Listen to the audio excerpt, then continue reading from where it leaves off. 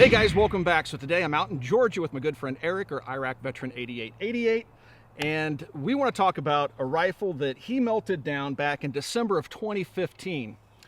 And yeah, that was your second AK meltdown video. First one went, what, about 350 rounds? Yeah, the Wasser didn't hold up too Didn't good. hold up too well.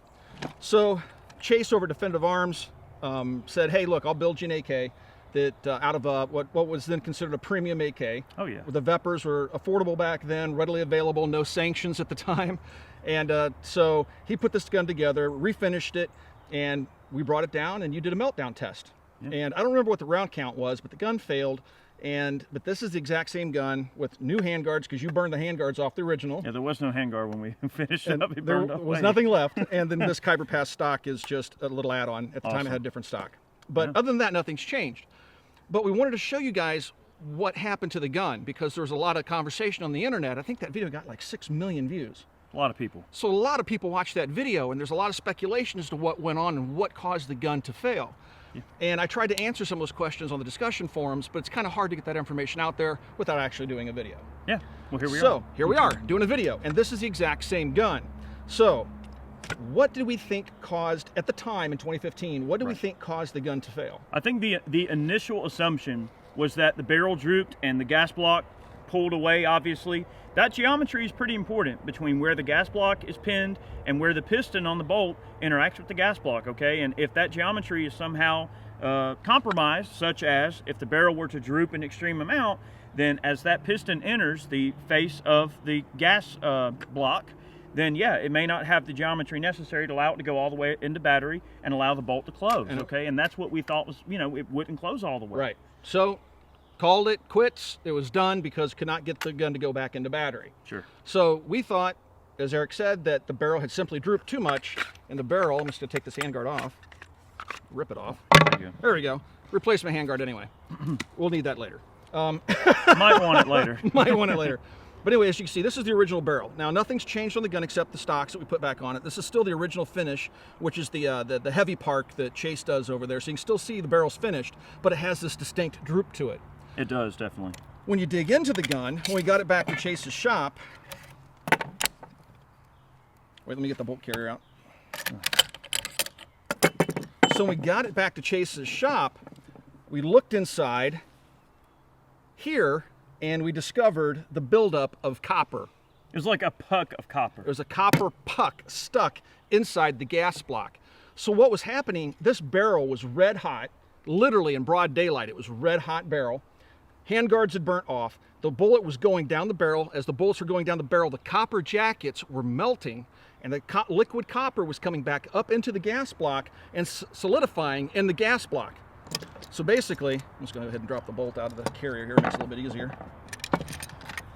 So you can see when this little gas piston comes forward, it needs to line up and go inside. Well, it couldn't make it inside all the way because up in here, there was a solid chunk of copper from those melted jackets. All it took was that brief pause. I think I had like an issue with a drum or something. Yeah, you're trying to reload a drum or something. And I was trying to reload a drum, and it took just that amount of time for that molten copper to solidify. And boom, the gun was done. This could no longer go all the way into battery because that copper had solidified in the gas block, and that was why the gun stopped working. So Chase dug all the copper out of the gas block and put the gun back together, and lo and behold, this gun still shoots. Well, I think we should shoot it. Let's shoot it. Let's you prove said it was that about it shoots. 20 thousandths worth of copper buildup, wasn't it? Yeah, about that much. And it's just crazy to think, you know, everybody thinks, you know, well, look, ARs and AKs, they are tough guns by design. Everybody thinks, though, that the AK is like this invisible machine that can't be hurt by the tiniest speck of dirt. That's not necessarily true. Guys, tolerances are tolerances. Clearances are clearances. Guys, just because it's a somewhat rugged gun, the way it's made and everything, it still has to have a precise amount of lockup in crucial areas for the gun to function. I mean, that's just a safety thing. You couldn't make it to where the gun would fire out of battery or something. So there still are, you know, clearances and tolerances that have to be adhered to. It still has to close, you know what I mean? And in the grand scheme of things, you know, a lot of people take these meltdown videos as, I'm sorry about making you look for that, man. Because we're going to need the handguard here in a second, because we're going to shoot it for you. We are. But people take these meltdown videos as the gospel. Like when you did your first AR meltdown, man, you set the internet on fire. everybody's talking about, oh, the M16's a piece of junk and all this other stuff, and then the AK video comes out, 300 rounds. Oh, see ya in your face. Everybody was arguing back and forth about which system is better. The reality is, guys, 99.999% of us can't own machine guns legally in this country since 1986. They were banned by the Hughes Amendment. So real AKs are $30,000, $40,000 now. And you're not going to do what we did to a real one. I mean, so literally, it's magazine after magazine after magazine. Even in a combat scenario, you don't run that many magazines back to back that quick through any gun. Crew serve weapons would be hard pressed to stay functioning after short of a straight belt. Right. Of non-stop machine gun fire. I mean, the thing is, your average person is not going to shoot any of these guns that we melt down semi-auto long enough or fast enough to cause anywhere near this type of stress. Right. Even me bump firing, I couldn't do it because I would have no place to hold onto the front of the gun after a certain amount of time. Yeah. And I can bump fire the snot out of the AKs. When we were doing our bump down, when Rob Ski came bump out, down. the bump down. We have to do a bump down video. Rob Ski came out and we were talking about the C39 V2, and we were going to put 1,500 rounds to it or 1,000 rounds to it in the afternoon, and I started bump firing it just because the trigger finger was tired. But we had to stop after 4 or 5 magazines because the gun was simply too hot to hold on to. Sure. So, well, to get back to the point is, the average owner of an AK like this is never going to reach that point. And so it's kind of funny to argue, oh, which gun's going to last longer? Although that mutant was pretty impressive. Well, I think at the point that people are like, oh, well, how long is this one going to last? It's almost like a drinking game where people are like going to place your bets, put your wages here, you know. But the thing is, yeah, it's fun to see how what they can take to get to the literal melting point.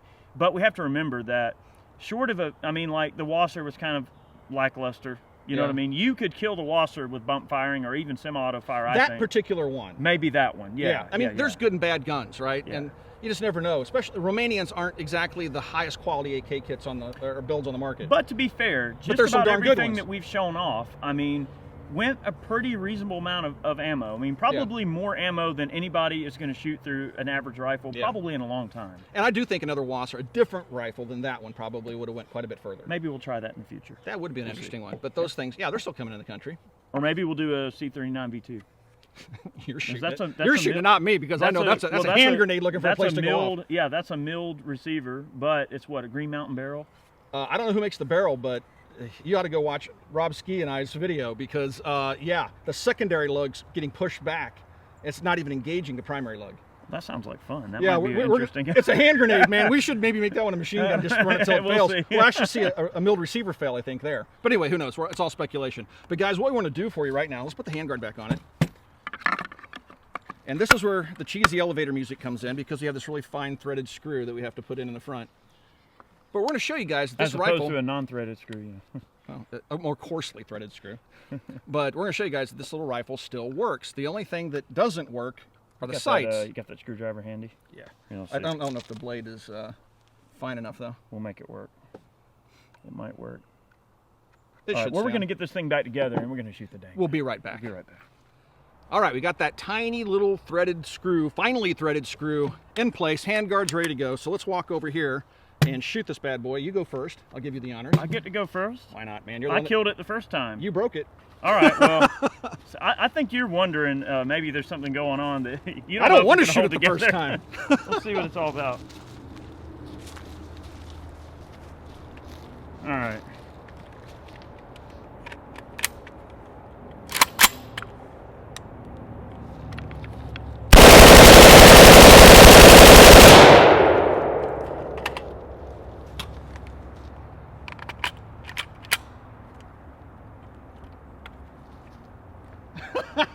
Look at that. We spoke too soon.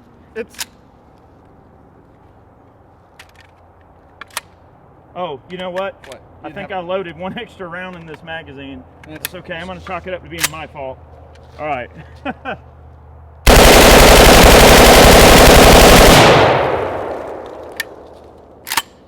Huh. Clear? Clear? Yep. It's kind of funny watching this thing shoot. I can see that the barrel's drooping. I can see the droop from... The droop in the barrel. Go, Tim. That's insane, man.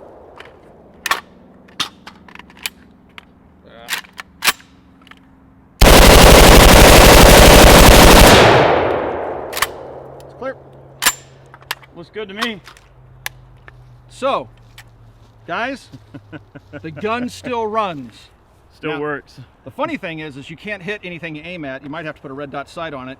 The barrel droops so much that literally at 25 yards, there's not enough adjustment in these sights to actually get it on target, because the barrel is, I mean, physically, you can see how it's drooping considerably. We could always put like an optic on it. And yeah, that's what I'm saying, put a red dot sight on it. Account for the droop a little bit. At best, it's a 25-yard gun, but it still works. It still works. So that's what happened to the guns, guys, or the gun, guys, is it just had a little bit of copper fouling. Not that much, a couple thousandths. It's amazing what little it takes, though, to cause something as simple as a gun to stop working. I tell people all the time, I can take a pinch of sand and put it in just the right spot in the most reliable gun on the market and cause a malfunction if you get that sand just in the right spot. In the case of this rifle, yeah. It's also Murphy's Law. I mean, the thing is, if it can go wrong, it may, or it will, right? Murphy's Law. So, you know, the thing is, molten copper, it's got to go somewhere. That's what killed it. And that's what's kind of interesting is the differences between the direct gas impingement, because I watch your videos, and you just recently did the Mutant, which has the direct gas impingement, and we're talking about, well, why doesn't the copper plug that smaller hole, and you have that entire gas tube that could potentially fill with copper? Strange, isn't it? But it runs at a higher pressure. Remember, Ray was talking about that. Yeah. So it's Chase, the DI system runs at a higher pressure, so it can clear itself of that particulate, where here we have a system where we have basically that much area to work with. When the gas enters, it works in this little tiny area before the pressure drops off and the bolt comes back, and it's going to deposit all that particulate right here. We know what's interesting too is that you ever notice whenever you shoot, you know, whether it's an M1 Garand or an AK, or especially an AK or anything, especially, you ever notice, like, if you don't clean it and then you let it sit in your safe or whatever, you'll look and there'll be this almost bluish, greenish looking coating like around the muzzle device, and oftentimes you'll see it inside the gas block. What that actually is copper oxidation. So those coppers, the copper that is distributed amongst those parts will oxidize. All right, copper will turn green as it oxidizes, and that is oxidized copper. So yes, that copper can over time build up in certain areas and cause an issue. So, you know, AKs, ARs, doesn't matter what they are not impervious to need to be cleaned. No, I mean, you do need to clean them. Even the good old AK needs to be cleaned. That's right. Well, guys, so now you know. That is the final story with this gun. At this point, I think it's just probably going to hang on a wall over at Chase's shop, because it's done. So we wanted to answer the question as to what happened to the gun for you guys. I hope you enjoyed the video. Eric, thank you so much for doing these meltdown videos. Yeah, man. And because they're just so much fun to watch, guys. If you haven't seen them, most of you watching this already have. I'm going to link to this video from December 19th of 2015, so you guys can go watch it. Also, guys, if you would like to support us here at the Military Arms Channel, a great way to do that is to swing by and become a Patreon supporter. Eric, IraqVeteran8888, also has a Patreon page, and quite a few folks have Patreon pages out there as well. A lot of the gun channels and YouTubers that you watch, and it's great just to swing by and show your support. You throw them a buck or two, and it really does help them out. We definitely thank all of you guys for the support. I mean, I know in the videos when Tim is with me and stuff, I always tell my viewers, I'll tell Tim's viewers too, guys, I really appreciate you supporting all these folks on YouTube, whether it's me, whether it's him, even if it's just your favorite guy, and maybe that favorite guy is not us. Yeah, those people definitely need your support, and you're awesome for doing that. So that's really cool. If you give me $1 and distribute it to, you know, you have $5 to spend, you want to distribute it, you know, give it to 5 members, because don't give me the $5, give that $5 to 5 different people. That's what we're saying, is just support the community, guys, because we struggle with our YouTube channels. Just, it seems like politically we're under a lot of pressure and all sorts of stuff, and it's just really hard to be a gun channel these days on YouTube, which is another reason why you should swing by and check us out at Full30, which is full30.com. You're going to start seeing some more and more, well, actually you're going to see thousands of channels start to pop up over there here real soon. I'm on there too. Yep, you can find IraqVeteran8888 over there, as well as many of your other favorite gun tubers. All right, guys, thanks for watching. We'll talk to you guys soon.